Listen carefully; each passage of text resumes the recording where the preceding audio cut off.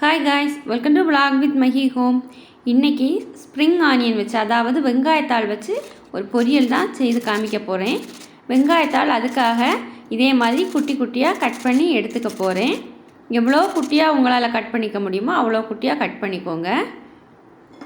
இப்போது நம்ம பொரியல் பண்ண ஆரம்பிச்சிடலாம். அதுக்காக ஸ்டவ் பற்ற வச்சுட்டு வானலியில் தாளிக்கிறதுக்கு தேவையான அளவு எண்ணெய் விட்டுக்கிட்டேன். எண்ணெய் சூடானதுக்கப்புறமா கடுகு போட்டாச்சு. கடுகு வெடித்த உடனே உளுந்து பருப்பு, கறிவேப்பிலை இவ்வளவும் செவக்கணும். செவத்ததுக்கப்புறமா நான் ஒரு 5 சின்ன வெங்காயம் சின்னதாக கட் பண்ணி எடுத்திருக்கேன். என்ன தான் ஸ்ப்ரிங் ஆனியனாக இருந்தாலும் அதுலேயும் நாம் ஒரு சின்ன வெங்காயம் போட்டால் இந்த பொரியல் வந்து நல்ல டேஸ்ட்டாக இருக்கும்.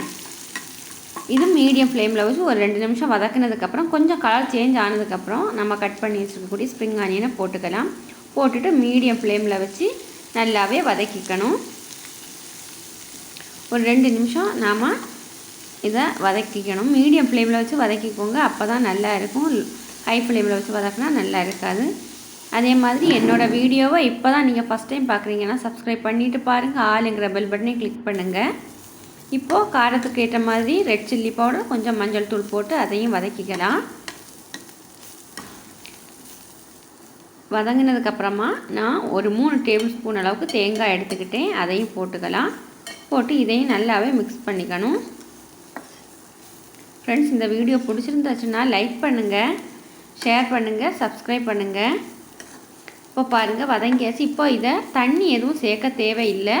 இதை நாம் மூடி போட்டு ஒரு 2 நிமிஷம் மீடியம் ஃப்ளேமில் வச்சு வேக வச்சு எடுத்துக்கலாம்.